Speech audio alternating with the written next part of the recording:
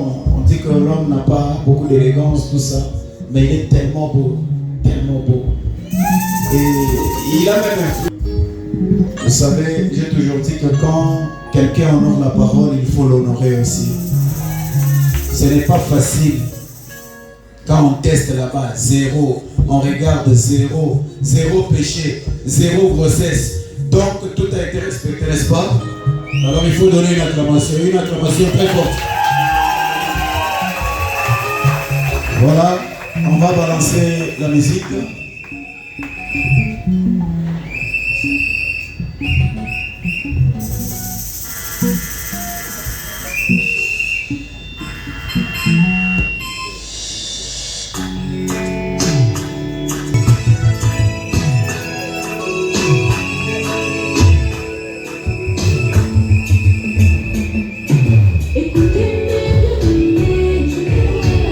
J'aimerais qu'on se tienne debout et on...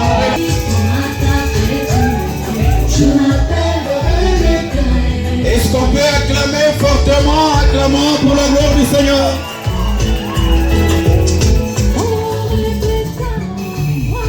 Nous laissons la place à l'ancien. Merci. Santé.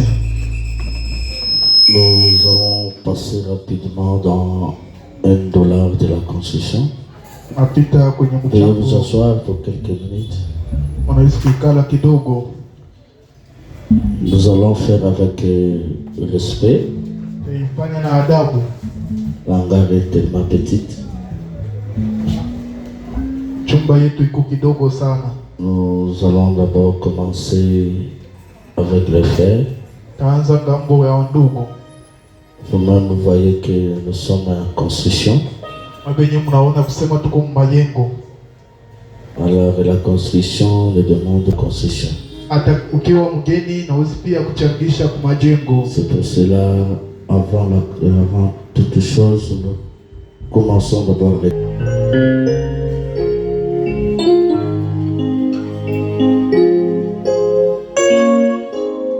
Les sœurs, rapidement. $1. Moi, je vous donne toujours conseil. Si vous êtes malade, vous souffrez, l'enfant ou un membre de votre famille, n'allez pas chercher des centres. Des petits centres là, on les appelle les centres de secours.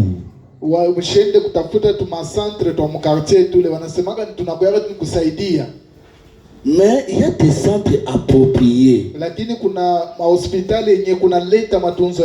où il y a des matériels, il y a aussi des spécialistes. Mais moi, vous dites que non, vous évitez ces centres-là à cause du prix. C'est pourquoi où kuna malari mais où nenda kuuza ulize paka ba pharmacien bataonesha mtu yote nenda ku pharmacie paka aspirine. Tout celui qui va à la pharmacie, même s'il souffre de quoi, il demande toujours l'aspirine.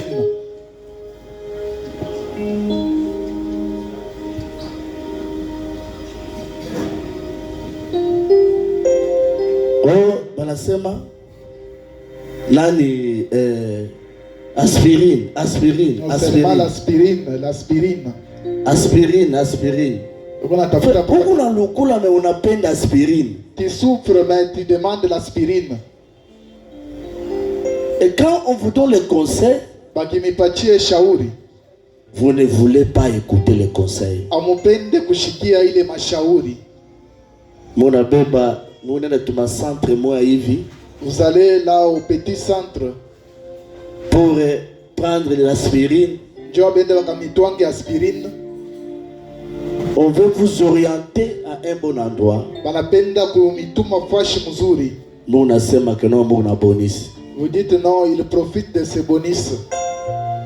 J'invite d'abord la sœur Rose, prenez courage. Je ne sais pas si vous allez parler à toutes les langues nationales pour que les frères et les sœurs puissent comprendre l'importance d'abord de la santé.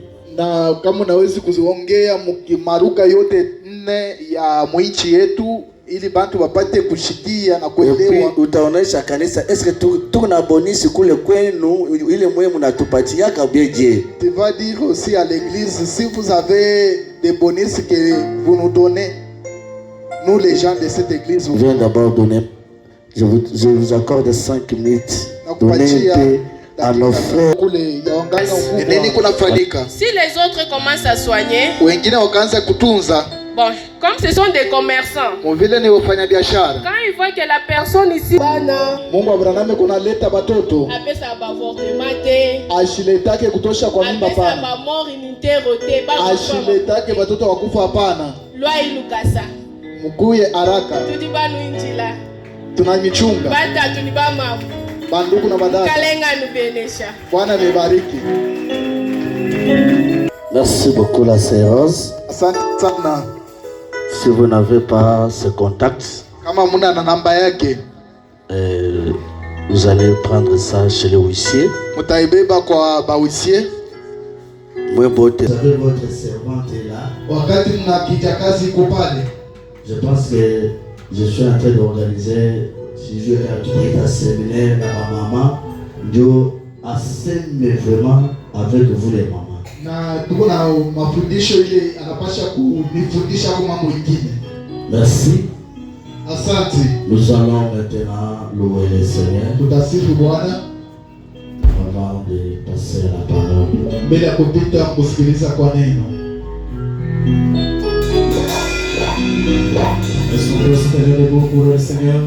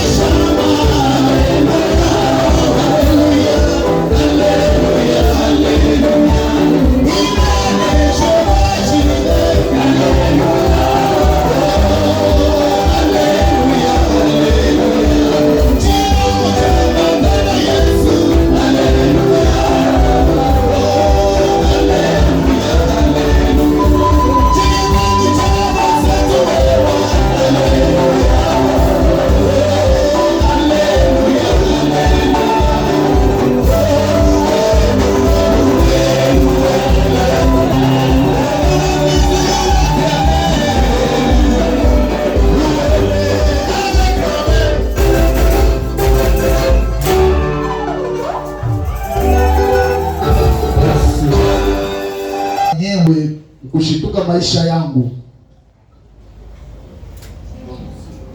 comme si elle m'était précieuse, kama vile ilikuwa ya damani kwangu, pourvu que j'accomplisse ma course avec joie ili nipate kutimiza mwenendo yangu na furaha, et les mystères que j'ai reçus du Seigneur Jésus, na huduma yenye napokea kwa Bwana Yesu, d'annoncer la bonne nouvelle de la grâce de Dieu. ya kutangaza habari njema ya neema ya Mungu. Et maintenant, voici, je sais que vous ne verrez plus mon visage. Na tazama sasa, hamtaona tena uso wangu, Vous tous au milieu desquels j'ai passé en prêchant le royaume de Dieu. mwe wenye katikati yenu nilipita mkuhubiri habari ya ufalme wa Mungu. C'est pourquoi je vous déclare aujourd'hui que je suis pur du sang de vous tous. Na leo nanitangazia kwamba niko safi toka damu ya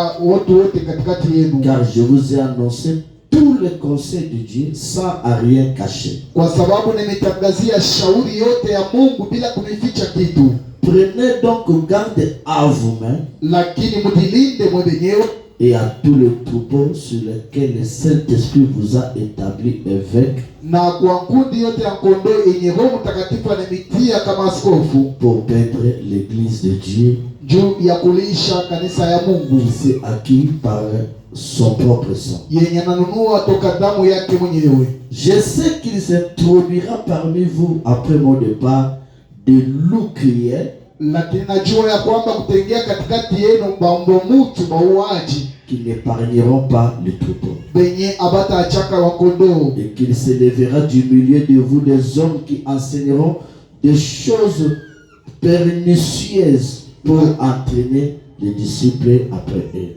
lakini kutangia bantu katikati yenu batafundisha vitu vya kupendeza benye taongoza bantu baanza kubafuata. Seigneur, nous te remercions pour la lecture de la Bible, conduite par le Saint-Esprit. Veuillez vous asseoir. Unaweza kuikala. Vous êtes dans la joie d'être dans la maison de l'Éternel. Mawaziri mko ndani ya furaha kuwa ndani ya nyumba ya milele. Serrez la main de votre voisin. La mtia mbele jirani wako kwa mkono. Caleb, tu peux d'abord venir rapidement aider. Wenyewe wanaweza kukupa. Je pense que Nawazia on avait proclamé 2 mariages. tulitangaza mandoa 3 wala 2, Aujourd'hui, nous avons seulement un couple. lakini mnaona kuko paka kunji moja ndoa. Je pense que l'autre est en route, je ne sais pas. Nawazia ingine iko kama ni munjia misidiwe, Qui ne vont pas se mettre ici devant. lakini hawataikala hapa mbele. Je ne voulais pas parler, je ne voulais pas être leur porte-parole. Ou qui a écouté. Wala mwenye kusikia On l'appelle pour témoigner. wanamuita pate kushuhudia. On ne peut pas appeler n'importe qui. Hawezi kuita izuru nani Tu n'as pas vu, au kuone tu n'as pas écouté, au kusikie, mais tu veux parler. lakini unawazia unapenda tu Tu kusema. vas parler sur quoi? Utasema kuhusu nini? Ça c'est une attitude païenne. Ile inakuwa ni hali moja ya kipagano. Un chrétien c'est la personne Mkristo ni mtu qui écoute mwenye anasikia et qui a vu. na mwenye aliona na macho yake mawili, Il vient pour témoigner. na anakuwa sasa kushuhudia. Mais vous parlez des choses que vous ne maîtrisez pas. Mungu anasema vitu vyenye amfahamu mzuri. Avec l'État, on vous arrête. Tu es Sasa complice. mambo yo ile nenda banakubambia na wewe unajua mama. Il fallait éviter ces choses-là. Inabidi kuepuka ile mambo. Frère Branham dit, Ndugu Branham anasema, je pense que vous aimez Frère Branham. na Zania mnampenda ndugu Branham. Il dit quelque part, Anasema pasi fulani. prenons d'abord la Bible. Tuchukue kwanza Biblia.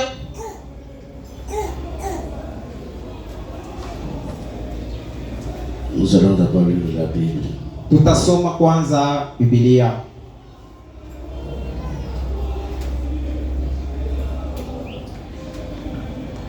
Prenez avec moi Matthieu 18. Tuchukue pamoja nami Mathayo 18. Matthieu 18. Mathayo 18. Verset 15. Mstari wake wa 15.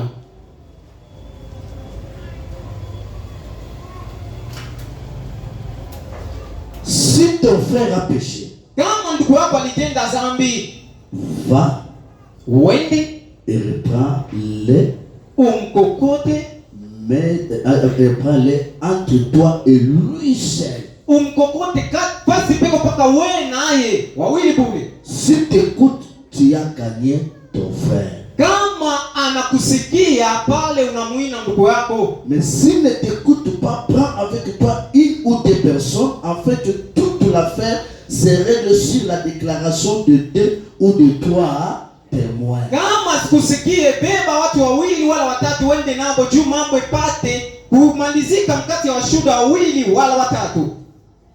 En tant que croyants, nous avons la constitution qui est la Bible. Kama Mkristo tuko na matengenezo yenye kwa Biblia. Le message de l'ère. Ujumbe wa wakati. Nous avons notre royaume qui est le royaume céleste. Tuko na ufalme wetu wenye kwa ufalme wa mbinguni. Nous avons nos règles et nos lois. Tuko na makanuni yetu na mahamri. Nous sommes à un monde différent Tuko ulimwengu tofauti des autres. wengine. Tout ce que nous pouvons manifester ou agir doivent aller de pair avec la parole. Yote tunaweza kufanya wala kutenda inapaswa kuambatana na neno. Ne soyez pas quelqu'un qui parle n'importe quoi. Usikue mtu wa kusema aizuru nini. Tu n'as pas l'idée. Hauna tana. Tu n'as pas de base. Hauna na msingi. L'amour ne soupçonne pas le mal. Mapendo haiwazianake vibaya. Ne parle pas de mal. Usiseme ubaya. Mais l'amour est là pour prier. Lakini maombi iko pale juu ya kutetea na kuomba. Pour garder une bonne harmonie. Juu ya kuchunga kwa hali mzuri. Vous allez lire dans Frère Branham Apocalypse chapitre 5 deuxième partie. Tasoma ndugu Branham Ufunuo sura yake ya 5 mstari wa 2. Je voulais pas gagner le temps. Napenda kuina muda. Je pense que c'est une histoire que j'ai déjà parlé. Na wazia ni hadithi yenyewe ishasemaka sana. Au paragraphe 33. Mwa yake 33. Vous irez encore dans Hébreux chapitre 7 deuxième partie. Mtenda tena wa Ebrania 16 kipande cha 2. Paragraphe 279 292. Mwa yake 289. Et ici Frère Branham dit, Na hapa ndugu Branham anasema tous à l'église nous sommes des responsables. wote mkanisa tuko na kazi Les uns aux autres. wamoja na wengine. Personne est au-dessous de la parole. Hakuna ule ko juu ya neno. Même le pasteur est en dessous. Hata mchungaji yuko chini ya neno. La parole ou le message surveille tout le monde. Neno wala mjumbe iko naangalia kila mtu na kila kitu.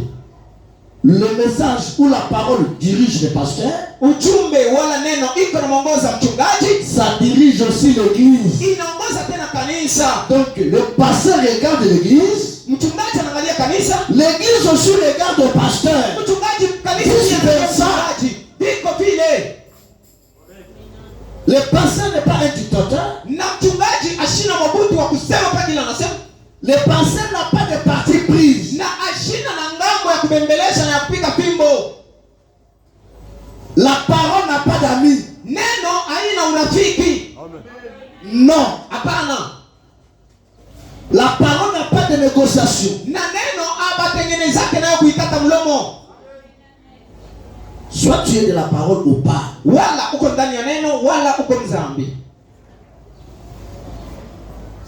Tout ce que nous voulons faire, Yote yenye tunaweza kufanya, nous devons baser sur la parole. tunapasha kutia msingi pa neno. Si l'église Kama kanisa constate ou remarque une chose, inaangalisha kitu fulani kupitikana, toi qui as constaté, toi qui as vu, wewe mwenyewe uliangalisha kile kitu na kukiona, tu as une charge derrière ton dos. Uko na mzigo nyuma lako. N'allez pas dire à quelqu'un d'autre. Usiende kumwambia jirani. Comme tu as constaté. Mvile uliona na unaangalisha kile kitu. Nous avons une procédure à faire. Tuko na namna ya kutengeneza ile mambo. C'est d'aller voir les concernés. Ni kwenda kumuona mwenyewe kuhusiwa kwa ile mambo. Cela ne veut pas dire que couvrir la personne, non.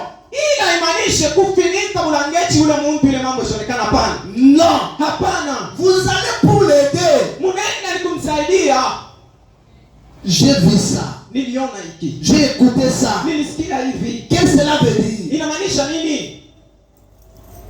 Si un enfant de Dieu rempli du Saint-Esprit, Kama ni mtoto wa Mungu mwenye kujaza na Roho Mtakatifu, il va vous ouvrir son cœur atafungua moyo wake pour te parler. juu ya kusema nawe. Mon frère, Ndugu yangu, c'est vrai. ni kweli.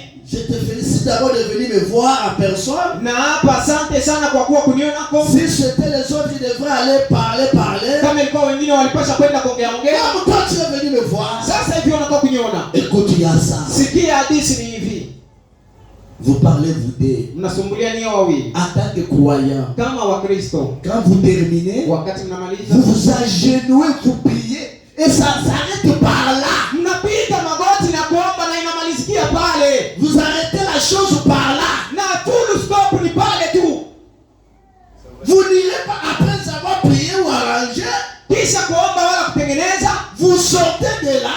Unatoka pale. Vous commencez encore la propagande. Unaanza kupiga sasa parapanda. Tu es animé de mauvais esprits. Na pale unaongozewa na mpepo mchafu. Et s'il ne vous écoute pas, Na kama sikusikie, ne vous arrêtez pas aussi par là. usisimamie tena pale. Faites comme la Bible le dit. Fanya kama Biblia iliongea. Prenez deuxième jusqu'à la troisième. Beba wa pili na watatu pia. À la fin, Na kumwisho, vous l'amenez maintenant au pasteur. mnapeleka sasa mbele ya mchungaji. Quand on vous amène chez le pasteur, c'est qu'on vous a amené à l'église. Kama banapeleka kwa mchungaji, banapeleka kwa kanisa. Là, ce n'est plus encore un secret. Ile haiko tena siri. Vous arrêtez là-bas. Mnasimamia pale. Si avec le pasteur, ça ne marche pas. Kama na mchungaji abiendeke, Qu'est-ce que le pasteur fait? mchungaji anafanya Il nini? vient avec ça ici. Anakuwa nayo kumimbali. Mais ce que nous condamnons, c'est quoi? Lakini kenye tunakum ni nini? Vous êtes des hypocrites. Niye ni warafiki. Vous êtes des hypocrites. Muko warafiki. Vous ne aidez pas les pasteurs. Ama msaidie mchungaji. Vous aimez parler. Lakini mnapenda kuongea. C'est une mauvaise attitude. Inakuwa ni hali mbaya. Moi, je vous ai dit à mettre les prises. Mimi naniambiaka tu kila mara. Moi, quand je suis déplacé, Wakati mimi natoka, vous tous, vous êtes entre mes mains. wote mko ndani ya mikono mwangu. Si vous ne le savez pas, Kama mifa, vous êtes entre mes mains. mko ndani ya mikono mwangu. Je prie pour vous. Niko na miombea. S'il y a quelque chose qui ne va pas dans ta vie, Kama kuko mambo endeke maishani mwako, dans ta maison, ndani ya nyumba yako, et si Dieu vous aime, na kama Mungu anakupenda, il va passer par moi pour me révéler. atapitia kwangu juu ya kunifunulia. Toi, tu pensais peut-être que quelqu'un a parlé. Ok, c'est Dieu qui m'a révélé. Wewe mkuzania mtu anakuwa anakunipigia story, lakini ni Mungu mwenyewe kunifunulia. Vous apprenez beaucoup de choses ici. Mwe Mungu nasikia mambo mingi hapa, Mais vous faites l'hypocrisie. lakini mnafanya unafiki.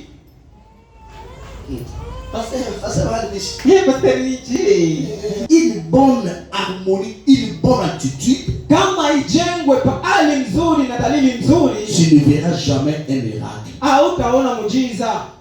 Laissez-moi vous dévoiler un secret. Nyacha nifunulie siri. Quand vous sortez la journée Wakati unatoka siku avec une mauvaise humeur, na hali mbaya, journée à côté de la vie. la journée est très mauvaise. Mais là d'abord, Est-ce que je mentis? journée à côté, il a la bique. La journée sera très mauvaise. Frère Branham dit, Tukubana na manase. dans le corps de l'homme, Ndani ya mwili ya mtu il y a le courant, muko umeme, il y a la lumière. muko mwanga. La lumière là que vous avez, Na mwanga nuru yenye mko nayo c'est ça qui tire des bénédictions de vous. ni yenye kufuta mabaraka kuya kwako. Cette lumière lumière aime rester éclairée. Ile nuru inapenda kubakia yenye kuwaka na kuangaza. Même les démons connaissent ça. Hata mademono wanajua. Qu'est-ce que les démons font? Mademono wanafanya nini? Ils viennent pour éteindre cette lumière. Wanakuja juu ya kuizima. Peut-être tu en as 7. Mara nyingine nayo 7. Quand le diable vient, wakati ibilisi anakuja, il connaît le fusil, anajua pasi ya kugusa ou le bombe, wala kapata kwenye kani, pour détruire la lumière qui est là.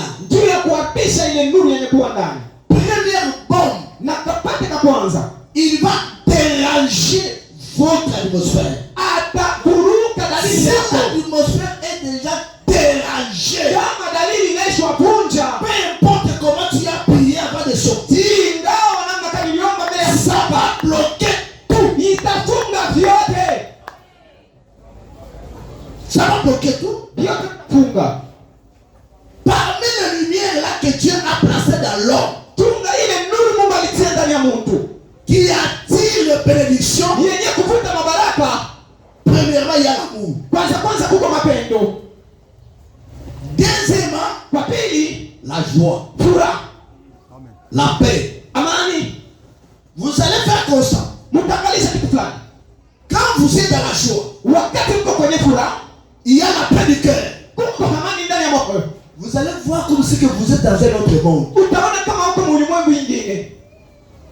Même quand vous allez prendre la parole pour parler, Hata wakati utapenda kusema, vous sentirez vraiment que réellement je ne suis pas ici. utasikia kweli kweli sina hapa. Il y a des choses qui vont commencer à s'opérer automatiquement. Kuko vitu vitatendeka vyenyewe tu. Parce qu'il y a la joie, Kwani kuna furaha, il y a la paix, kuna amani, il y a l'amour en vous. kuna mapendo ndani yenu. Et ça vous introduit de prier et de demander aussi la chose et l'obtenir. Na vinamshindikiza kuomba na kupokea kitu. Mais lui, quand il vient, Lakini yeye wakati anakuja, il vient pour déranger les choses. anakuwa kuvunja na kufuka vitu. Dès que vous vous mettez en colère, Wakati unaingia mkasirani, vous placez la haine, unatia chuki l'inquiétude, na unaanza kujivuruka tout est blocage. na pale ikifungwa. Pourquoi la Bible dit, Kwa nini Biblia inasema quand vous vous mettez en colère, wakati mko mkasirani, ne faites pas quoi? msifanye nini? Hein? Ne passez pas la journée. Ne passez pas la journée ou ne dormez pas avec cette colère. Pourquoi? Usipitishe siku na kasirani wala usilale na kasirani. Kwa nini? Muloji nyingine haitokea kudiama. Wewe mwenyewe ndio muloji parce que unalabisha journée yako kila siku. La- Ce sont les gens qui vous bloquent. La sorcellerie ne vient pas de la famille, mais c'est vous-même. Ni vitu vyenye kumifunga. Et quand la personne vous amène une situation Na kama mtu anakuletea jambo qui n'est pas conforme avec la parole, yenyewe hayambatani na neno ya Mungu, faites-la arrêter. umsimamishe mbele. Ça va déranger, ça va abîmer votre journée. Itakuona na kuharibisha siku yako ifahamu. Vous savez, Unajua? Branham dit, Branham anasema le diable a ses agents, shetani ibilisi yako na watu. Dieu aussi a ses agents. Na Mungu yako na mtume yake. C'est à vous d'avoir le discernement. Wewe wakifafanua Mtu eko agent wa Satan, la eko personne agent ya Mungu. est envoyée par le diable ou par Dieu Il n'y lui-même. a pas ce discernement là. Inabidi kuwa na ule Vous kufafanua. allez constater qu'avant que la personne arrive, il y avait une bonne atmosphère. Mtaona mbele mtu apige kwa kuwa dalili nzuri. Mais son arrivée dérange tout. Anafika kapaka na Il n'y dalia. a pas ce discernement là. Kwa nini msifafanua ya maneno? Amen. Bingine banasema mimi kwa bien mais c'est bien plus wananipelekea hii message inadéranger situation yao. Vous n'avez pas fait ce remarque là. J'étais stable, mais depuis qu'on m'avait informé de cette histoire, tout est dérangé. Ulikuwa bien. J'étais à l'aise. Anakuletea mambo moja peut-être ya bongo peut-être ya kweli mais inalabisha journée yenu. Il a amené une histoire là qui a tout détruit. Et quand ça dérange, ça Na finit. kama vyote vinaribika kunaisha. Unashikia, Vous écoutez unaona. et vous savez vite. Faites confiance à la personne que Dieu vous a placée ici. Tumainia mtu mwenye Mungu anamtilia hapa mwenye kwa mchungaji. Njoo mambo ingine. C'est aussi un problème. Prenez d'abord frère Branham. Tuchukue ndugu Branham. La foi c'est notre victoire. Imani ni ushindi wetu. Vous savez que Unajua kwamba Dieu, Mungu, nous avons des pères. tuko na baba wawili. Nous avons des pères. Tuko na baba wawili. Nous avons Tuko père biologique. baba wa mwili. Nous avons aussi Tuko tena père spirituel ou père de la foi. baba mkiroho wala baba mwimani. Le père biologique, Na baba wa mwili il est là yeko pale pour cette vie terrestre. juu ya hii maisha hapa chini. Le père biologique, Baba sasa wa mwili il a l'affection eko na paternelle. mapendo ya ubaba. Il peut avoir pitié de vous. Anaweza kukurumia. Mais le père spirituel, Sasa baba wa roho c'est la personne qui gère votre âme, ni mtu mwenye kuangalia nafsi yako, qui les conduit au ciel mwenye anaiongoza mbinguni pour avoir la vie éternelle. juu ya kupokea uzima wa milele. Comme c'est un père spirituel, ou Sasa père de la foi, hii tulikuwa baba wa imani wala wa kiroho. lui représente un homme qui est Jésus-Christ, Ye anatambulisha mtu mwenye kuwa Bwana Yesu Kristo, qui est le père au-dessus de tous les pères, ye mwenye kuwa baba zaidi ya baba wote, qui est Dieu. mwenye kuwa Mungu. Jésus est père, mais il n'est pas un grand-père. Yesu ni baba lakini asio kambo. Vous connaissez les grands-parents, comment ils sont. Mnajua wakambo vile wanakuwa. Mais un père, Lakini baba, un vrai père, baba wa kweli il est là pour châtier, yeko pale juu ya kunyoosha, pour corriger. juu ya kunyoosha. Comme il est un père spirituel, Wakati baba wa kiroho il a eu un mandat par Dieu alipokea kazi tokea kwa Mungu de conduire votre âme. ya kuongoza nafsi yako. S'il est appelé par Dieu, Kama alitiwa na Mungu, c'est la personne qui ne fera jamais de compromis avec la parole, ni mtu mwenye atafanya matengenezo na neno, qui vous aidera. mwenye atakusaidia. Peuple de Dieu, Taifa ya Mungu, nous devons avoir le ministère comme le ministère d'Élie. tunapaswa kuwa na huduma sawa huduma Elia. Et dans cet âge, nous avions reçu l'esprit d'Élie. Na mwiti kizazi tunapokea roho ya Elia.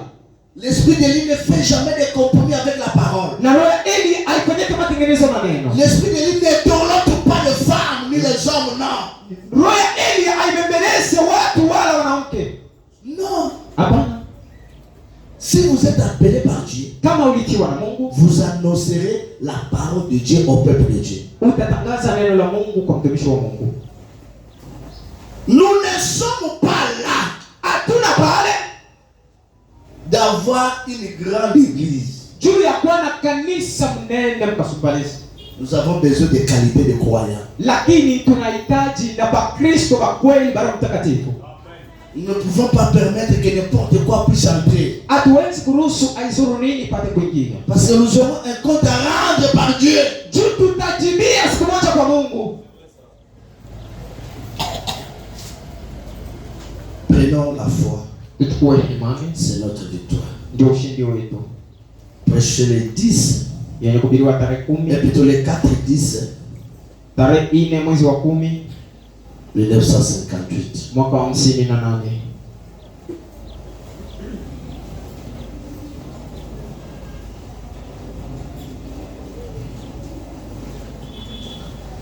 Paragraphe 27, tradition Shekinah, je pense. Mwaki 27 utafsiri wa Shekina na Wazia. La foi. Imani, Oui, ok. sawa. La foi, c'est notre victoire. Imani ni ushindi wetu. Paragraphe 27. Mwaki 27. Mais laissez-moi vous dire quelque chose ce soir. Sasa mniache niambie mambo fulani ya magharibi. Vous qui êtes à l'intérieur, à l'intérieur, niye benye kuwa humo ndani, et vous qui étiez à l'extérieur de ce bâtiment. na mwe benye ulikuwa nje ya hii mjengo. De ces jours, Siku moja vous allez finir à une destination. mutaishia kufikia nafasi fulani, Et ce sera dans la vallée de l'ombre de la mort. na itakuwa ni nafasi ya makao ya wafu. Je vous conseillerais à cette heure ici de vous préparer à rencontrer le Dieu qui devra vous rencontrer à cette heure-là. Na mitamishauriya hii wakati mpate kujitayarisha juu ya kukutana na Mungu mwenyewe, mtakutana naye mule wakati. Vous le rencontrerez soit comme un chef-d'œuvre sur lequel il a travaillé, Mtamkuta sawa mbuzi fulani ule mtumikisha, soit comme un morceau de bois flottant sawa kama mbao moja hivi, en route vers votre destination finale. eko naenda kule kunjia. Ainsi, Na hivi n'utilisez pas cette vie msitumikishe hii maisha juste pour vous laisser aller ça et là et flotter ça et là. juu ya kujiachilia kwenda huko na kupepuka kuruka hivyo na hivyo, Et avoir un meilleur travail, inakuwa na kazi nzuri, être bien habillé, na kuvala mzuri, avoir une télévision, na kuwa na television une meilleure voiture. na gari mzuri. La vie vaut plus que cela. Maisha iko zaidi ya ile yote. N'essayez pas de l'utiliser juste en disant, Msipime kuitumikisha kusema puisque les autres séjours à l'église, juu bengine wanakuwa kwa kanisa, je le ferai aussi. nani taifanya? Non. Hapana. Vile uko na biote, Comme tu as tout, unakula bien, unalala bien, tu manges bien, tu dors bien, unaweza kuona kilo ni mwisho wa maisha. et tu crois que c'est la dernière vie. Donc unaweza kubeba neno la Mungu inakuya karanga. Et tu prends la parole de Dieu comme des cacahuètes. Haina vile frère. C'est pas ça, mon frère. Iko maisha nyingine ya kupita hii tuko nayo hapa. Il y a la vie là au-delà qui dépasse même la vie sur terre. Vile uwe kuna vimba, La façon que tu gonfles, unakula pia unaona kama ni mwisho ya mambo. tu manges bien et tu crois que c'est la fin de tout. Lorsque vous journez à une église, Wakati mnaenda kukanisa, vous devez premièrement chercher à savoir ce qu'ils soutiennent. mnapaswa kutafuta kujua kenye ule mchungaji kona shida.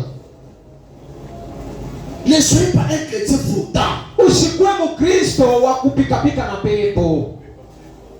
Tantôt huku, tantôt huku. Hapana vile. Unalukia hapa bibambe tupu wewe ule kule.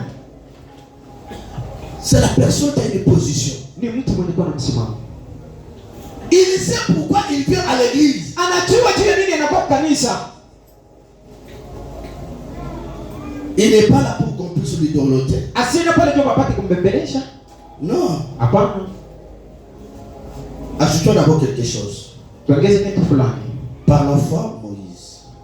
Kupitia imani Musa De 58 toujours. ya 58. Par la foi, Moïse. Kupitia imani Musa Prêcher le 20 juillet yenye 58. kuhubiriwa tarehe Donnez-moi un paragraphe 4. Mwezi wa saba mwaka Celui qui a 58. trouvé ça avant peut vous donner.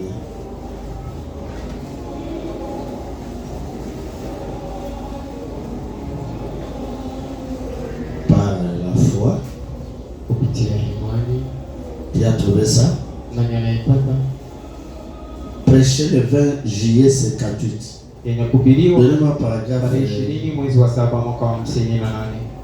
paragraphe 83. Mwaka 83.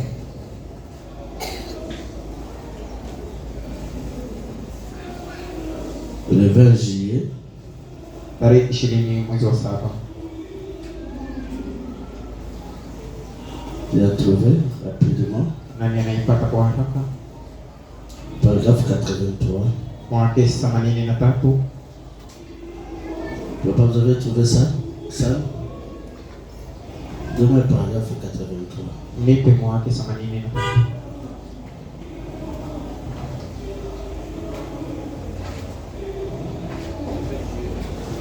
Le 20.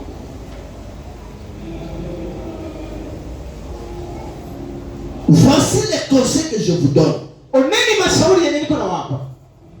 Ne regardez pas aux choses modernes qui vous entourent. Musiangalie vitu vyenye kutendeka hapa sasa na vyenye kwa kando kando yenu. À la popularité ou au prestige. Mpingi ya bantu wala vitu vyenye kupendeza. À ce que vous pourriez être. Kwa kenye mnaweza kuwa.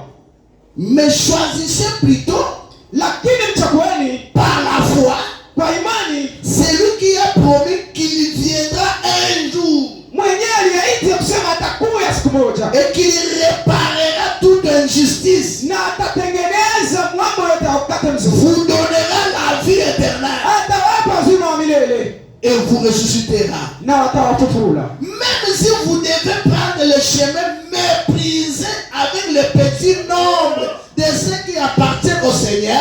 Hata kama mnaweza kutembea na tankuti kama mtu kidogo mwenye kusaudiwa. Lakini baki kutembea na Bwana. Faites ce choix. Na ikuwe vile. Qu'on ait des problèmes sur la terre. Tukuwe na mambo pa dunia. Qu'on ait des problèmes dans le pays. Tukuwe na mambo mwinchi. Qu'on ait des problèmes dans l'église. Tukuwe na mambo mkanisa. Qu'on ait des problèmes dans le foyer. Tukuwe na mambo machama. Où que ce soit. Wala izuru wapi. Faites votre choix. Lakini chakuwa par la foi. Kupitia imani. Je servirai Dieu. Nitamtumikia Mungu. Même dans l'humiliation. Hata mkumbetauliwa. Vous savez c'est quoi l'église? Najua nini kanisa? Souvent les gens dans l'église, zaidi watu mkanisa, avec les titres que vous avez là-bas, na cheo yenye uko nayo pale, vous avez ça là-bas, uko nayo kule. Quand il vient à l'église, wakati anakuwa kanisa, et qu'il a un problème, na mambo, il veut qu'on puisse traiter selon son influence de la cité. Anapenda ile mambo baitengeneze saa vile yako sherehe kule. Ce n'est pas ça. Haiko vile. Ici le chef c'est le Seigneur Jésus. Hapa jemadari ni Bwana Yesu Kristo. Ici il n'y a pas de problème de grade. Hapa kuna mambo ya cheo. Ni de titre. Wa uko faki fulani. Après le Saint-Esprit c'est le pasteur. Kisha na Personne. mchungaji na mtu. Quand il y a un problème, wakati kuna mambo, il n'y a pas un esprit de partage. Hakuna asema huyu ni wa hivi tufanye hivi. Nous n'avons pas de Saint-Esprit. Hakuna na Roho Mtakatifu mbili. Quel seul Saint-Esprit? Moja tu full stop. Et si tu as un problème, Na kama kuna mambo, on doit te traiter comme on doit traiter tout le monde. tunapaswa kuiona sawa ya bantu bote. Même les pasteurs quand il y a des problèmes, on doit nous traiter comme tout le monde. Hata mchungaji kama kuna mambo, tunapaswa kuifuatilia sawa ya watu wote. C'est la parole. Ni neno. On présente la parole. Tunatambulisha Et neno. si la personne a le Saint-Esprit, Kama mtu ana Roho la Mtakatifu, première chose, kitu cha kwanza c'est l'humilité. ni kunyenyekea. Frère, Ndugu, à l'église, on ne jette pas des loges. kukanisa abatupiake bantu moja. Kwanza kutapa mtu. Kwanza kutupia mtu maua. Non. Hapana. Des loges jetées ici. Hapa maua yote, mafura, neema yote ni Au Seigneur Jésus-Christ. kwa Bwana Yesu Kristo. Nous sommes là humbles. Sisi tuko pale wanyenyekevu. Nous écoutons la parole. Tunasikia neno. Frère, Ndugu, la manière comment traiter là-bas. ile tuba lifanya kule. Unaona mtu anabouger mbele cravate yake. Quelqu'un touche d'abord son cravate. Je paye milliers. Bali ni mwambie mai na lobana. Mtu anashiriki. Et quelqu'un ça. Cette petite église là, ça devient une petite église. Kale kanisa katuma la tangambo moya ngale. Je ne sais même pas qu'est-ce qui m'avait envoûté pour aller là-bas. Mishi yo ni pepo kaniri ni sukuma tu nikalichomeka mkakitu kunene. Frère, Ndugu, Jésus n'est pasteur de l'âge. Yesu mwenyewe mhubiri wa mahubiri wote. Sijua kama ile siku kama ulikuwa mwile nyumba ile ya baadaye. Je ne sais pas si tu étais dans cette maison-là de Cambi où il y avait des cambistes. Honorable Gilles. Papa Gilles. Je pense que wewe ulikuwa chef wa brother mwile nyumba. Wewe uko unaangalia wale wanaanza changer mafuta mule. Hapana. C'est pas toi. Kama ile siku wewe ulikuwa chef. Si tu étais là et tu étais chef, Comment tu devrais réagir? ulipaswa kushikia chef pale Yesu anaanza kufunga bantu fimbo. Fimbo. Hii meza nani? Hii siki hizi. Wewe papa piano. Papa pia na pasi.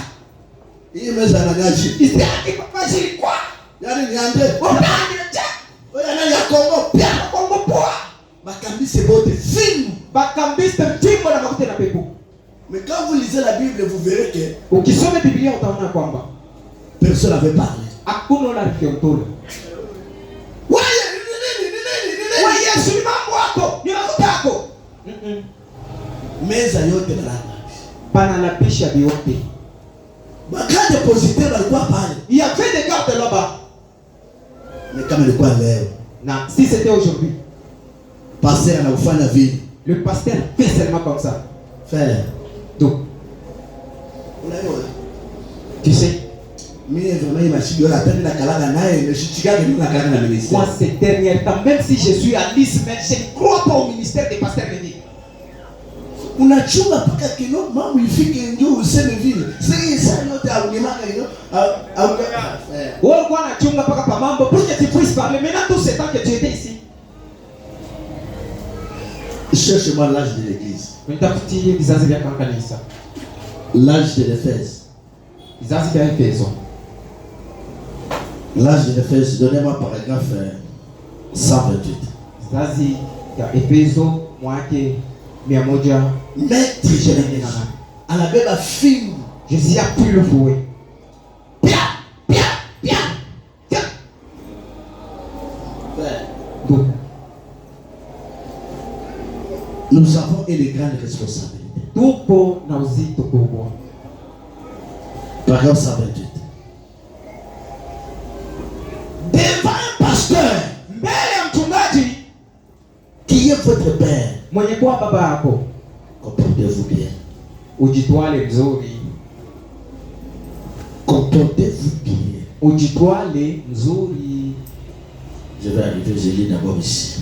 Mimi nitafika hapo nisome kwanza.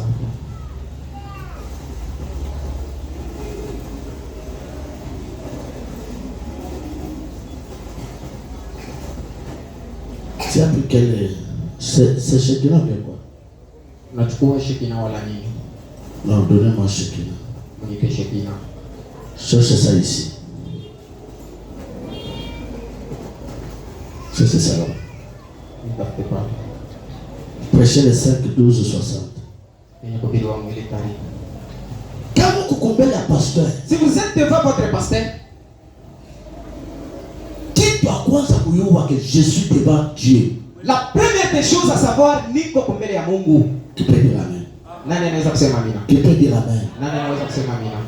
C'est kukumbela kitu ya kwanza kuyua. La première des choses à savoir, Je suis devant Dieu. niko mbele ya Mungu.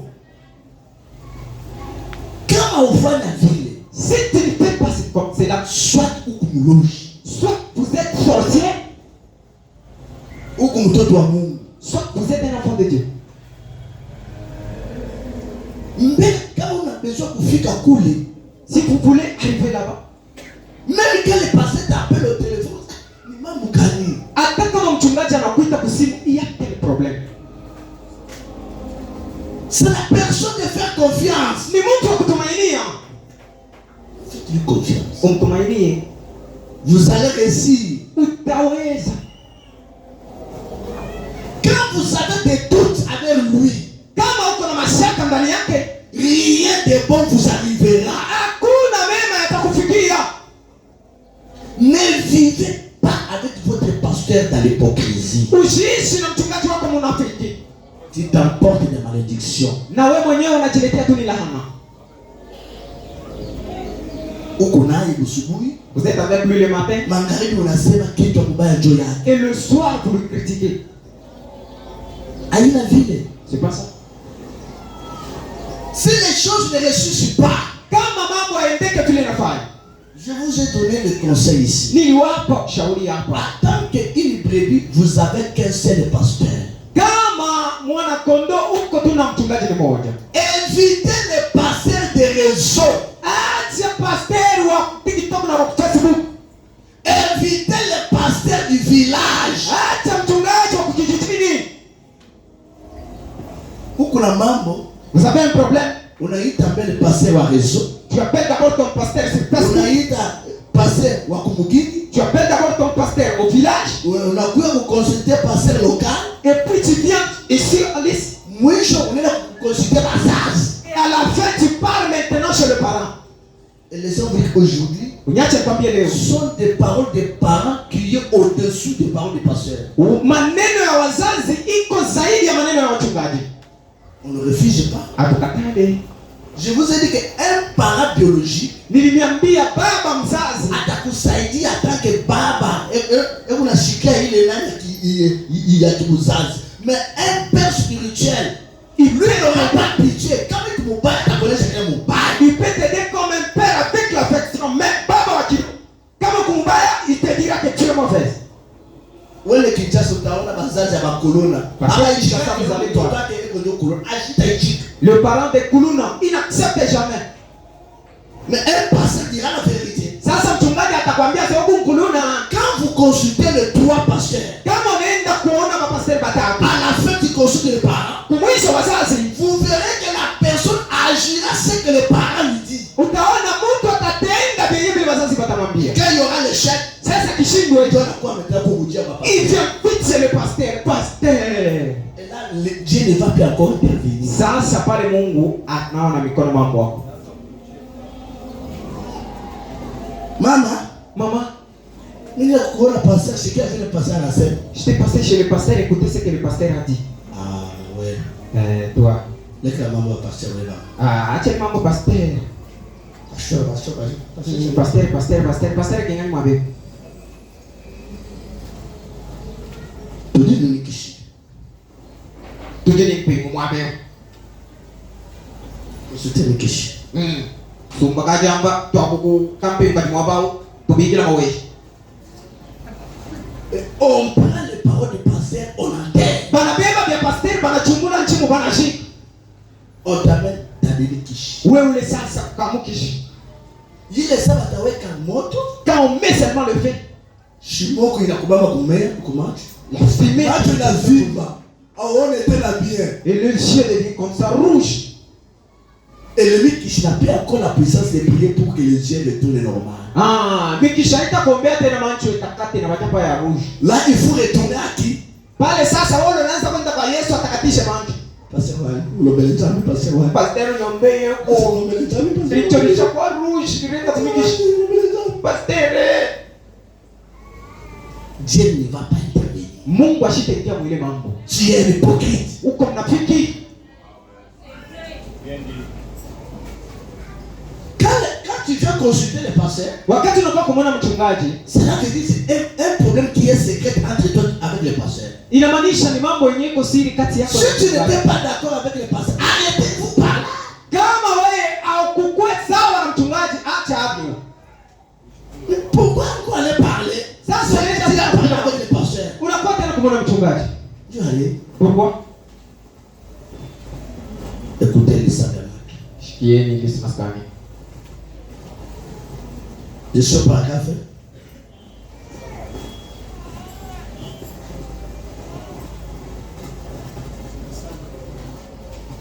Prenez, j'aimerais qu'on commence au verset 127. Napenda tuanzie ku 125. Tu es là? Tu es là? Donnez le micro, c'est bon. Peleke kibuyo kwa ngambo. Shikie, yeye unasoma. Écoutez, c'est lui qui lit. Il est arrêté. Bon. Ce qui est. À cause de mon nom, avez-vous remarqué qu'ils avaient de la patience? Ils avaient souffert à cause de moi. Et son nom. Voyez-vous comment ce nom s'est maintenu dans cette église-là? Maintenant, lorsque nous abandonnons cela au cours de cette semaine, observez comment cela disparaît et se transforme à un autre nom. Vous voyez? Tu as eu de la patience. Tu as souffert à cause de mon nom. Ils ont souffert à cause de son nom. Écoutez. Pour garder le nom de Jésus-Christ au-dessus au-dessous de toute l'église, juu ya makanisa yote, au-dessous de toutes les autres choses, juu ya kitu chochote, il faut qu'il occupe la première place. inabidi ashike nafasi ya Oh, kwanza. amen, amen. Nipe amina. Quoi que la Bible dit, Ingawa chochote Biblia inaongea, quoi que vous fassiez, ingawa chenye mnafanya, en parole ou en œuvre, tendo wala kuneno, faites tout. muifanye yote. Au nom de qui? Mtunda la nani? Au nom de qui? Mtunda la nani? On n'a pas dit ici qu'au nom de Branham. Hakuongei kutenda la Branham. Nous, au nom de Sikaten. Wala mtunda Sikadeni. Tout ce que vous voulez faire, Yote mnapenda kufanya, faites tout. fanya yote. Au nom de Jésus-Christ. Mjina la Bwana Yesu Kristo. Et Branham vous pose la question, est-ce vrai? Na Branham anawauliza, eti ni kweli? Est-ce vrai? Eti ni kweli? Quoi que vous fassiez en parole Ingawa mtafanya mneno ou en œuvre, wala mtendo, Branham va encore plus loin. Branham anapanda na kwenda tu zaidi. Isha.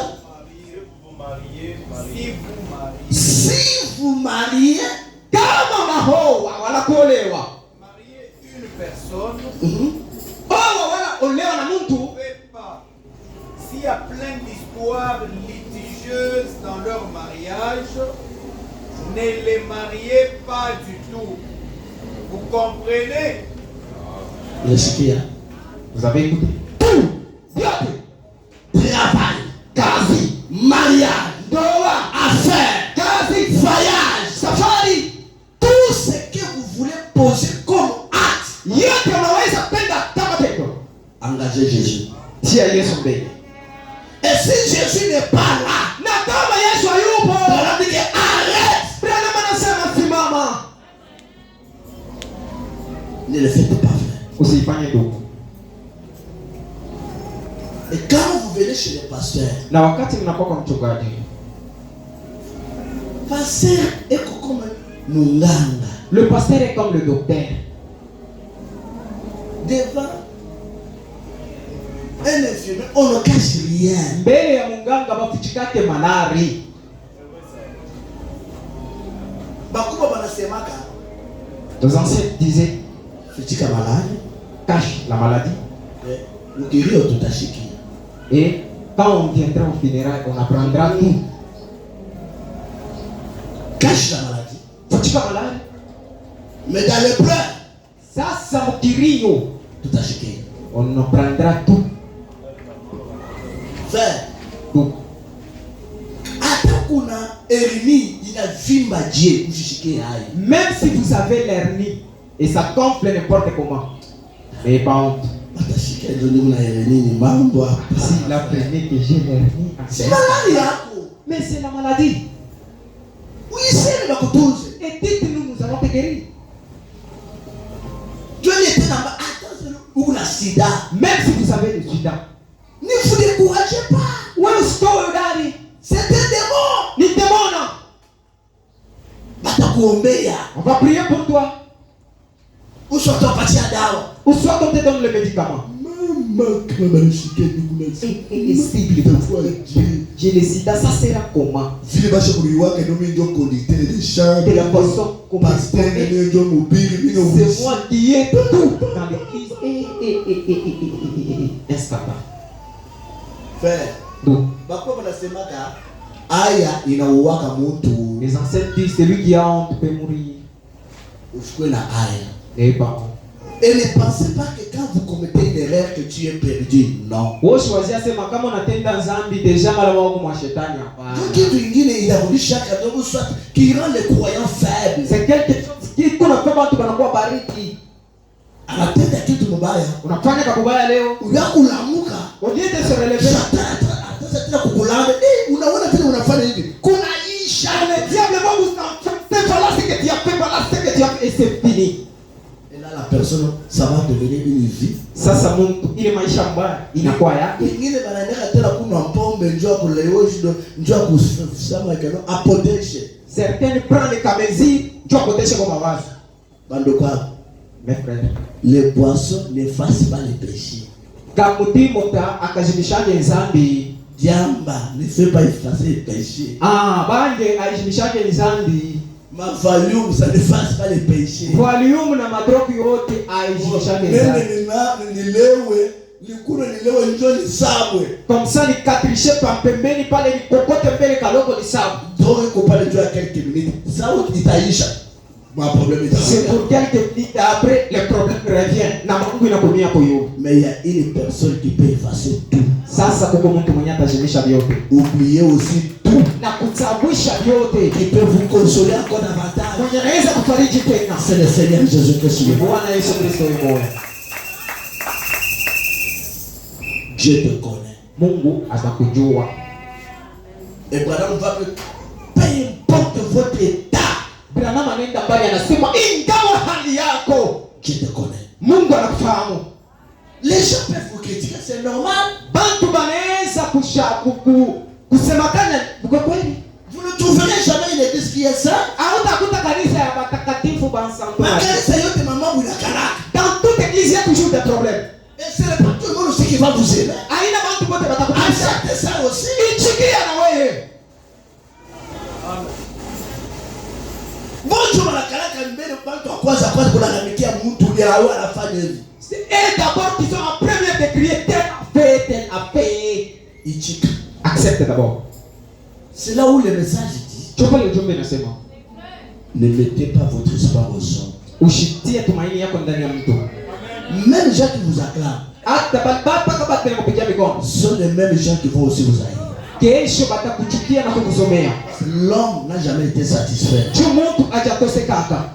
Attends, on passe mikono à Boyan. Kesho. Même si vous lui donnez plein aujourd'hui, demain il revient. Fais confiance au Seigneur Jésus. Sasa tumainia Bwana Yesu Kristo. C'est la personne qui ne peut pas vous critiquer. Ni mtu mwenye asiweza kusimama. Qui ne peut pas vous achoper. Asiwezi kukukwaza. Lui vous accepte tel que vous êtes. Anakuchika na magumu yako. Lui il vous accepte tel que vous êtes. Anakuchika vile wiko. Uyambe manguo hapa upa. Tout ce que vous allez faire ou pas. Unayamba manguo. Que vous avez fait du caca. Unayamba manguo. Et vous avez fait du besoin dans le sang. Jésus te prend dans cet état. Yesu na ile harufu na kule uchafu yana kubeba tu mkono na tena na fuo. Kama unayamba manguo. Mais si vous faites les grands besoins dans le vêtement,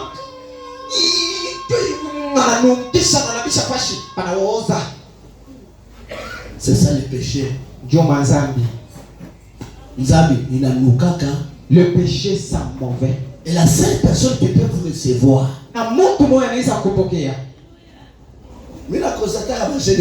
J'ai constaté du côté de nos jeunes filles. Jeune fille, quand même, on a un mtoto wa mtu mikono. Si il a un bébé de quelqu'un, ule mtoto anayama. Mtoto akitosha hata tujale tulo. Mbebe, atenyarabisha. Ndio anavaa la robe ya bien. Parce que vous avez votre robe de $50. Elle regarde sa beauté. Ton enfant, tout ça. Je comprends. Elle n'a pas bien compris. Chunga ya bébé yake. Attendez quand vous aurez votre bébé. Kama atafanya tena vile. Quand il fera encore ça. Pale ataka ni akununka je, ni kumbembelesha na kumtosha. C'est pour vous dire que il faut arriver aussi à la maturité. Ni njia ya kuniambia inabidi mufike na moyo mkuelewa. À comprendre que ya kuelewa kwamba cet acte que je suis en train de poser, est-ce que c'est la parole ou pas? Hii mambo niko natenda ni neno wala hapana. De nous supporter aussi. Mtuvumilie na siye. Et de nous faire confiance. Na kututumainia. Je suis prêt à terminer. Niko karibu kumaliza. Et frère Branham dit, Branham anasema, si l'église devait être à notre aujourd'hui, kama kanisa inaweza kuwa utaratibu leo, nous devons vivre les temps d'Ananias et de Saphira. Tunapaswa kuishi wakati wa Ananias na mkewe. Ananias et Saphira. Ananias na Saphira. Frère, ndugu, vous savez, l'ennemi de la parole c'est le mensonge. Mnajua adui wa neno ni bongo. Frère, ndugu, ne venez pas flatter les pasteurs. Mshikuye kumulanga mchungaji. Venez avec la vérité. Wewe kuya tuna ukweli pa meza. Ushikuye na kalamu. Moi j'ai déjà écouté une sœur ici. Nishakushikiana dada moya. Mimi Moi-même. J'étais au bureau. ilikuwa kwa ofisi. Boba alikuwa hapa. Ile sababu ilikuwa huko. Boba alikuwa hapa. C'était quelque part ici. Unaonesha mwingine. Et dit à l'autre, Kama unaenda kwa pastor fele kuenda na kalamusha. si vous êtes chez le pasteur, il faut être impérisé. Ile sema dad conseil kade kuna unapatia Quand j'ai mwenzako. appris na c'est Mungu wangu, hii ni shauri kani. Unaenda kwa pastor. Fele ukalamuke ko. Si tu pars chez le pasteur, il faut être un peu souple. Na mambo hivi. Si tu parles comme ça, toi. Mais tu veux que la personne vienne comment? Ça, c'est on appelle dans mon ton kweje. Vous savez, Unajua, votre mensonge, bongo bwako, votre attitude, hali yako, votre vérité ukweli yako, vous racontera sur votre chemin. itakushindikiza nje yako yote mzima. Tu arriveras à un point, Utafika mnukta moja, ta vie te racontera pas. maisha yako inakupata pale. Unaangalia, unasema, Tu regardes et tu dis, ni mimi wewe mtu mwingine. c'est toi, quelqu'un d'autre. C'est toi. Ben, mtu La personne atabaki hapa kama. restera toujours à sa place. Imaginez que Wazia mbele, Ananias anakuja. Ananias venait. Tuna Ananias hapa baya mingi. Il y a Ananas ici plein. Ananias anatoa kujisha nini? Natokea kujisha ni mahektari ya mashamba. Frère, il y a même si tu as votre connaissance ou ichungi. Uko ndugu, kama una connaissance yako, garde ça pour toi. Frère, est-ce que toi tu as les questions dit qu'il faut aller donner l'indemnité à l'année à ma chambre? Vous avez l'écriture qui nous dit de payer le dîme parce qu'on a vendu notre espace. Dans la Bible, Oui, comme Biblia. ils ont vendu leur espace où ils cultivaient. Voilà nakuya. Le marié. Moi je prends toujours Ananias ma frère à Léo, ma veste. Moi je prends Ananias toujours comme le frère moderne avec de veste, un peu de parfum. Pierre Nanzambala. Pierre Nanzambala yake. Ça fait. Non, Ananias. Il y a kweli. Dis seulement la vérité. Yote unaujisha John. C'est tout ce que tu as gagné. Et référent Mutumishi Mwami wanza mwenda manwa Yehova yuko na kuambia mambo ya kweli. La personne va vous parler peut-être avec des citations. Mtu anakupakala mafuta na maandiko ya Branham. Vérité. Ninakuambia tu vya kweli. Kima kutawanswa.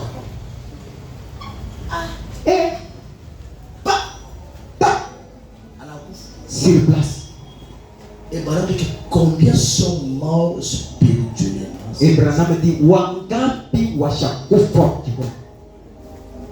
Oui. Allez-y. Appelez-moi la femme. Mwite bibi. Il y a des femmes. Uko bana. D'Ananias. Ananias beko hapa. Beko hapa. Manifestez-vous d'abord. La Bible Ananias beko hapa. Les femmes d'Ananias. Même si vous refusez, vous êtes là, en cache-cache. La femme vient avec moi, devant. La vérité. On lui a dit même la vérité. Ici, il faut dire la vérité. Regardez. Les gens qui viennent d'enterrer ton mari, les mêmes personnes la voient quand on vous a averti pour vous acquitter. Et comme tu as déjà détruit le cerveau, le jour que j'apprendrai que te ferai mort, tu resteras la femme du pasteur. Et c'est toi qui jettes le mauvais sort pour que le pasteur ait été femme. Sans effet. Vous avez besoin de lui ajouter notre femme.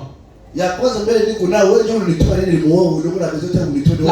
femme, est-ce que c'est toi qui m'avais envoyé pour aller en marier pour que tu m'envoies encore pour prendre la deuxième? Déjà prenez seulement. Peut-être que C'est tout. moi je vais être. Moi je vais être.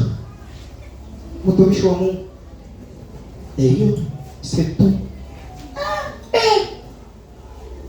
bana pika mtu.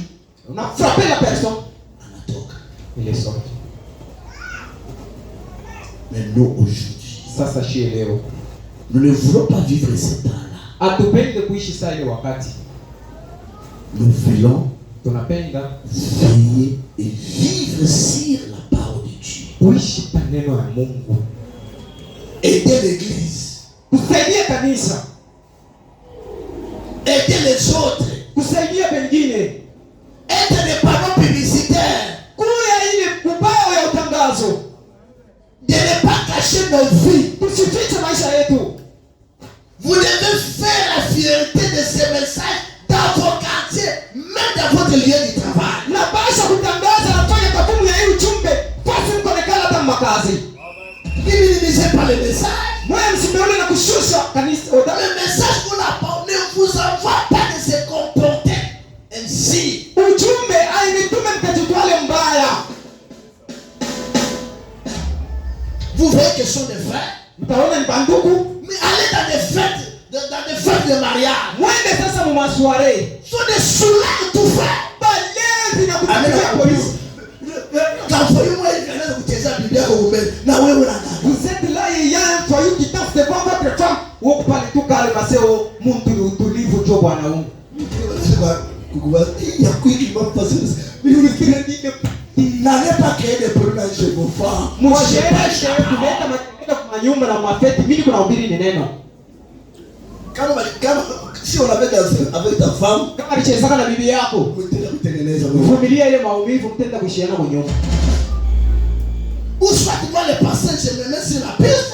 Wala mimi mchungaji mimi ule pale pa piste. Bibi yangu anaikala pa kiti. Mafamla à côté. Dada mwana kwa nini kucheza na pasteur? Et il y a une sœur qui danse avec le pasteur. Na bibi yangu anamwacha. Et ma femme laisse. Nitakusukuma. Moi je vais te pousser, même si tu tombes.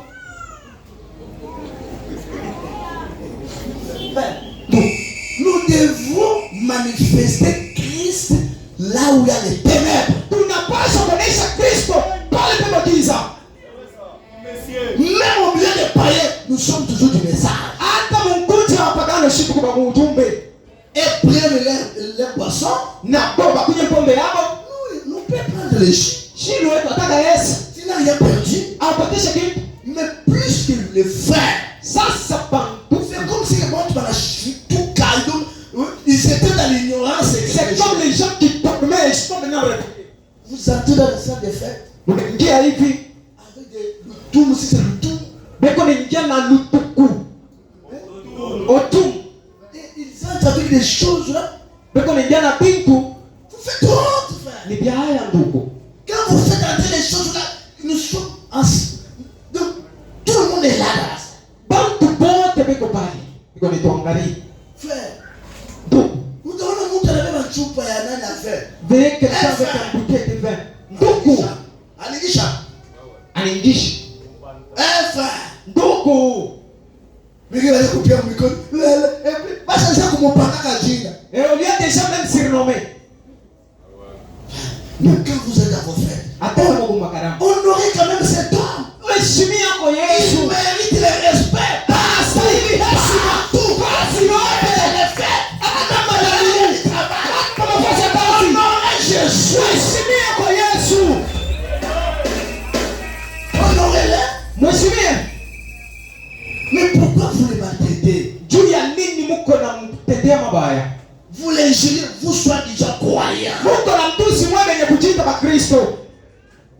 Et là où il est dans la salle, Na pashi yako pale. il a la femme. Eko na mke. La concubine aussi est dans une autre table. Na ule na yeye wake wa kumpembeni yuko mle mkoa ina observe. Bila pijana ni masini kwa maji kia. Sasa ile panguze vikuse tukutane nje.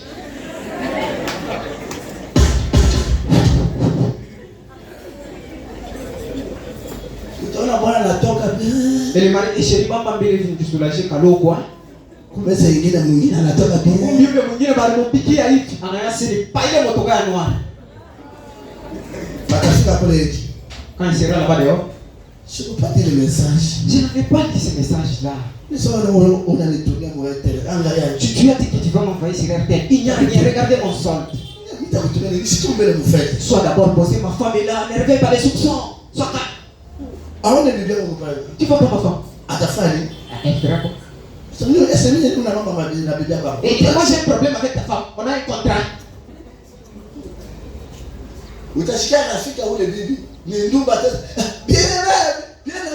Frère, je vous dis la vérité, les bien-aimés ici, ceux qui vont vous dire qu'ils sont les bien-aimés sont des prostituées. Les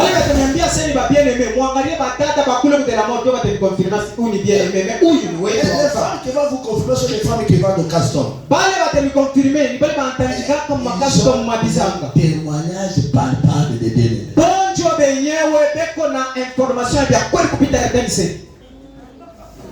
Où est ma maman?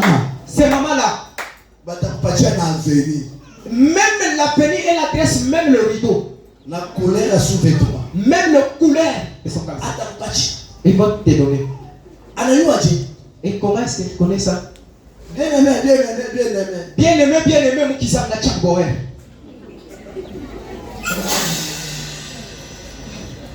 Le message, c'est la vie. C'est la vie. Le message, ce n'est pas la popularité. Ce n'est pas la gloire. Où les gens peuvent mener une mauvaise vie.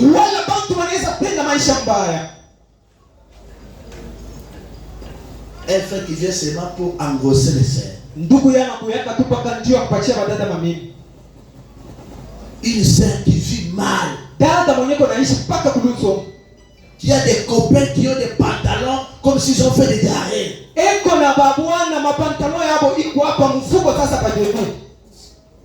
Vous connaissez quand j'ai confisqué les téléphones des jeunes filles. C'est la vérité. Même les parents, d'autres parents m'ont vu mauvais.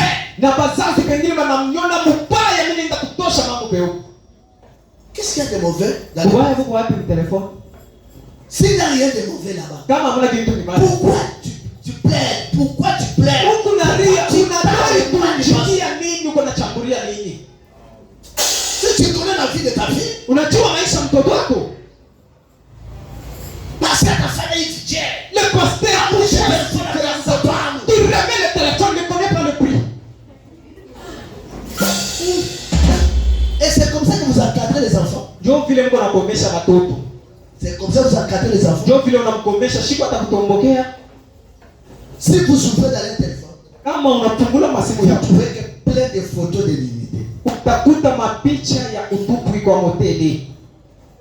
Les gens qui sont nus dans leur téléphone. Des conversations là que tu ne peux pas supporter. Même de ce côté ici. Et vous cherchez une puissance. Ça viendra d'où? Ça viendra d'où? Donc, le pasteur a confiance aux croyants et les croyants doivent avoir confiance aussi au pasteur. Tous vivre dans une bonne harmonie.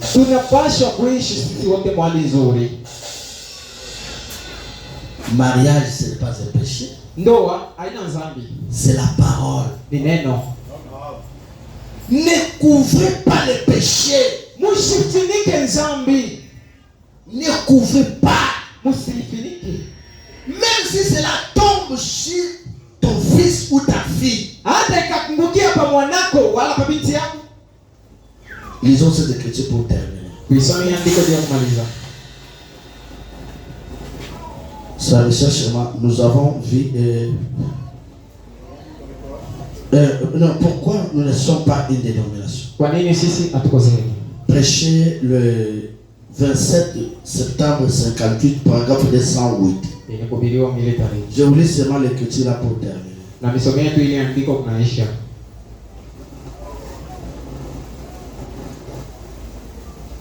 Mon enfant, je peux de passer à lui. vous complotez quelque chose et vous dites je n'aime pas que le pasteur apprenne cela. Là, vous ne l'aidez pas l'église. Pale ausaidie kanisa.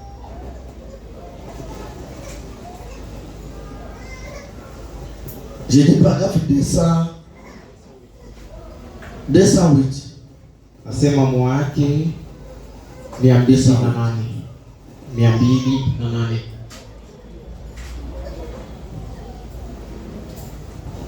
Je crois que l'autre couple est déjà dehors. Nawazia ile kundi nyingine kwa nje. Sawa.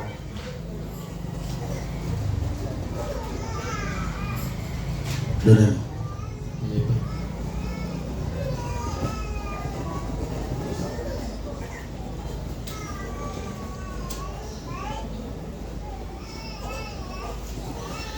Faut pas leur dire. Tuko Branham anasema.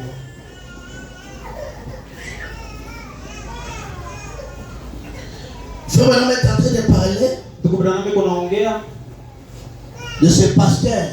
juu ya huyu mchungaji. Il était pasteur et papa biologique de Wesley. Alikuwa mchungaji tena baba yake wa mwili wa Wesley. Wesley est sorti avec une fille païenne. Wesley anatoka na mke mmoja mpagano. Et son papa n'était pas d'accord. Na baba yake sikupende. Son papa lui a parlé. Baba yake anasema naye. L'enfant voyait que comme c'est le papa, Mtoto alikuwa anawazia hivi ni baba, alors il ne fera rien. hata nifanye kitu. Mais quand il a vu que les choses sont devenues sérieuses, Wakati anaona mambo inakuwa wazi, papa me suis donné ma téléphone et ma code. moi je n'ai pas de téléphone qui ont des codes. Il dit, Anasema papa anaenda kuonesha kanisa. Écoutez ce frère Branham. papa hadi à l'église, shikeni ndio kwa Branham anasema. Il a pris avec lui un des diacres et il est allé les trouver chez lui. Anabeba, anaenda na mshemashi mmoja anaenda kumpata kwake. Ça c'est le papa qui prend un diacre pour amener le diacre chez son fils. Ni baba anabeba shemashi juu kumpeleka kwa mtoto wake. Wesley, Wesley. je vais te parler. Nasema nao. Il a dit, Anasema, vas-tu mettre cette chose en œuvre avec l'église? utatengeneza hii mambo na kanisa? Il lui a répondu comme ça, Anamjibia hivi, de façon cassante. mnamna mbaya. Alors il a dit, Anasema, souviens-toi Wesley, kumbuka Wesley, je suis le pasteur de cette église. niko mchungaji wa hii kanisa. Je suis ton père. Niko baba yako. Mais je vais faire ce que Dieu a dit. Lakini nafanya kile Mungu anasema. Je te donne 30 jours pour mettre ça en ordre avec cette église. Nakupa masiku 13 juu kutengeneza hiyo. Sinon, nous t'excommunierons de la présence de Dieu. Wala takutia mikono ya shetani. Tu es mon propre fils. Uko mwanangu, Mais lui, lakini yeye c'est mon Seigneur. ni Bwana wangu. Ndugu, Il ne faut pas avoir peur ou honte de placer Dieu en premier lieu. hapana kuya na aya wala boka kwa kutia Mungu mbele ya watu. Même si ça arrivait à mon fils Manoa, Hata ikafikia mwanangu Manoa à ma fille Ngalola, wala mwanangu Ngalula, pratiquez la parole. tia neno, Mettez la parole. tia neno. Aina kusema kama mtoto wa pasteur, mtoto wa jake, mtoto wa fulani. Non. C'est pas dire l'enfant de pasteur un tel hapana. Pratiquez la parole. Beba neno tanjika pale. Il ne faut pas avoir honte. Hapana kwa na haya. Et vous savez, Mnajua Bible, la Bible, vous savez que Bible inasema kama nzambe moi hivi il fallait les blâmer. Oui, blâme il est blâmer. Il fallait mtu atosha kama chose. la Bible dit il y a certains péchés, il faut blâmer et la personne arrive jusqu'à pleurer.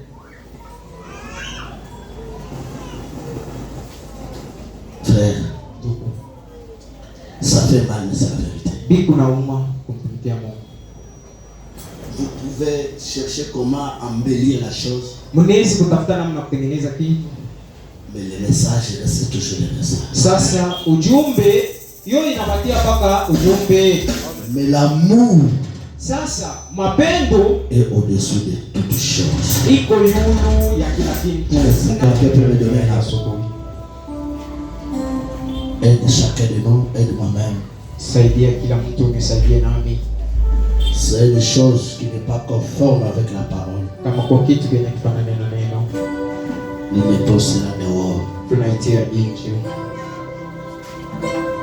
Bénis les dîmes ainsi que les offrandes. Bariki matendo na masadaka Dans le nom de Jésus-Christ, notre Sauveur. kwa jina la Bwana Yesu Kristo Mwokozi wetu. Amen. Amina. Veuillez vous asseoir. Naweza kuikana.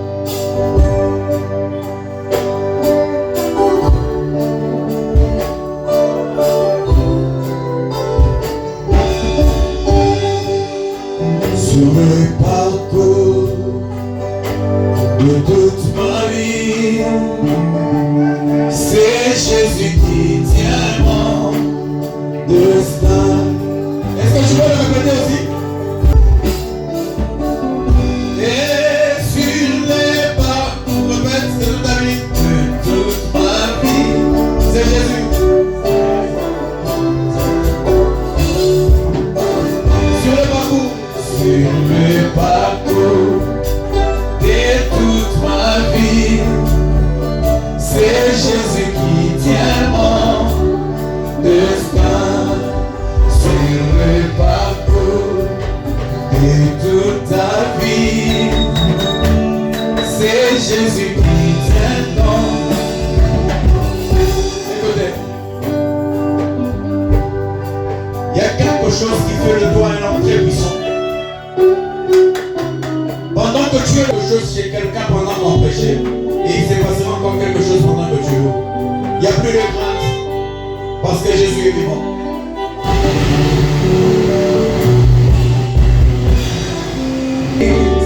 En moi, je n'ai pas peur de répondre. Pourquoi? C'est la puissance de Christ. Tu n'as pas peur des sorciers de la famille. Pourquoi?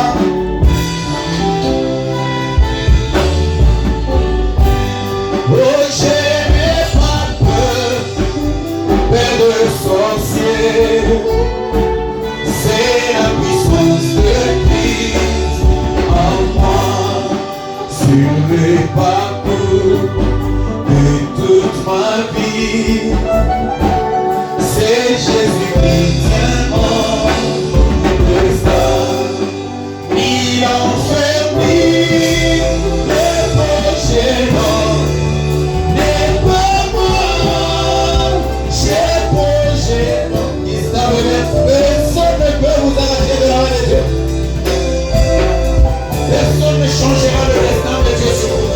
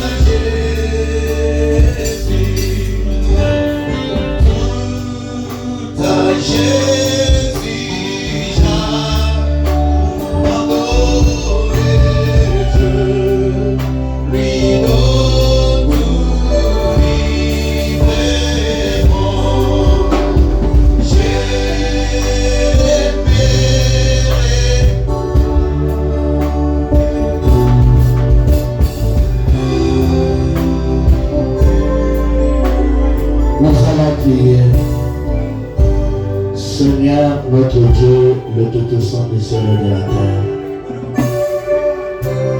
Nous te remercions pour ce joli bébé que tu viens de donner dans la famille de notre frère Gustave.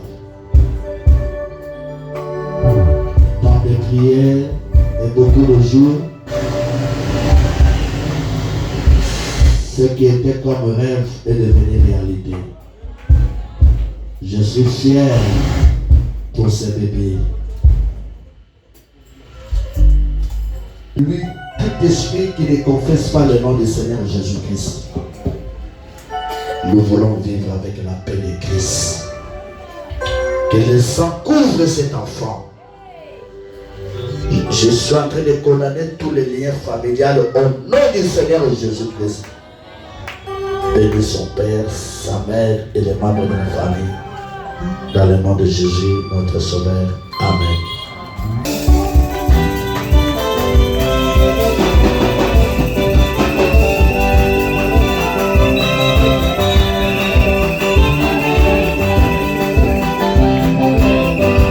Il est là.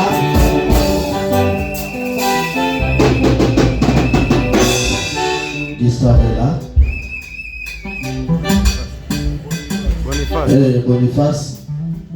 Beaucoup Boniface. Il est là. Et quoi pour?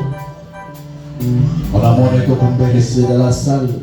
Le papa est là au téléphone. Et si Baba ou Gustave quoi pas moi quand Oui, il a envoyé une personne. Baba ou Boniface.